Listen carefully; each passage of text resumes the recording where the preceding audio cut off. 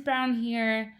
On today's episode of Art Time with Miss B, we're gonna do two really fun projects, kind of more on the simple side, and I hope you really like them. The first is going to be one of my favorite watercolor techniques, known as wax resist.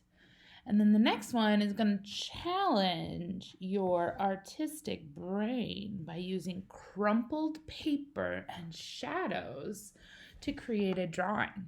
So let's get started.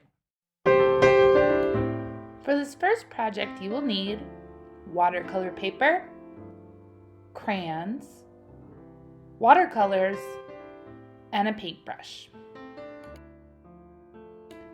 Okay, so the first thing you're going to do when making this artwork is you're going to draw on your paper with the crayons. I chose to start with a white crayon, which was kind of tricky because you couldn't really see what you were drawing. I had to kind of tilt my head to know where I was drawing. But then you can also add in some colorful crayons as well. What happens is that the wax in the crayon actually is going to push away the watercolors. Then I got out my paintbrush and my watercolor paints and decided to paint all over in mostly blues. I did add some purples later on. But what you see is that all that white coloring I did with the crayon shows up really, really well. It was kind of rainy outside when I made this picture, so I decided to make a rainy day picture. I also then went back in and added more colors to my rainbow, which I think turned out really well.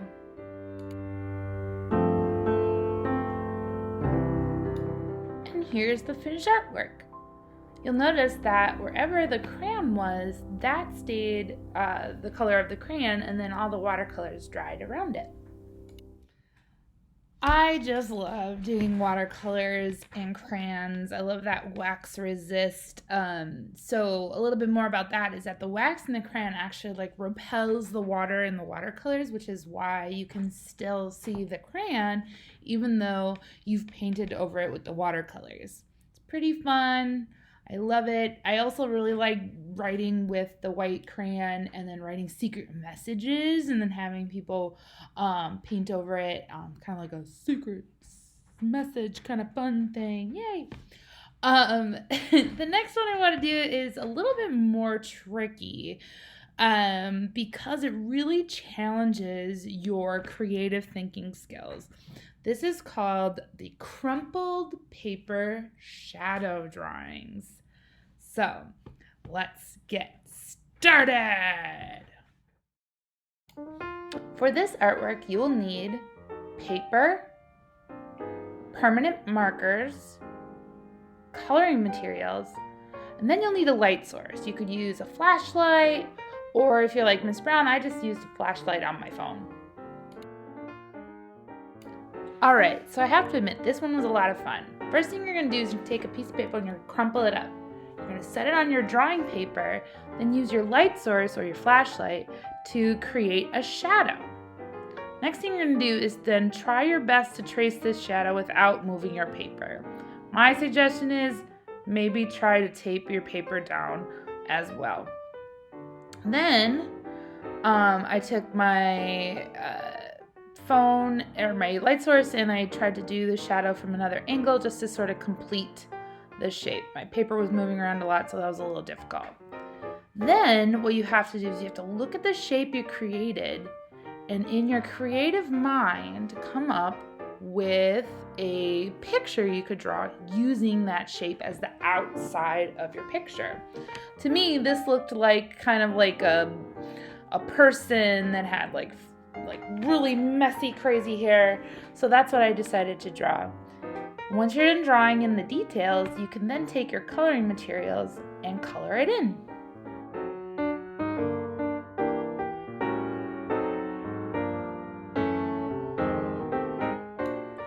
Here once again is the finished product. This was a lot of fun, and I really like using this as a kind of a creative Kickstarter. I challenge you to try it as well. Wow! both of those projects were so fun. I really like doing the wax resist watercolor just because I just love how the crayons have this like drawing and like it magically appears or magically stays even though I paint over it with the watercolors. Then with the crumpled paper shadow drawings, it is so fun to sort of challenge your mind to create a shape and then use that to start a drawing. It was really cool. So, I hope you enjoyed this 8th episode of Art Time with Miss B. I miss you all so much. I would love to see your artwork that you create. Remember, you can always leave your artwork down in the comments, or if you would like to email them to me at this email address, you can do that too. Until next week, we'll see you later. Bye-bye.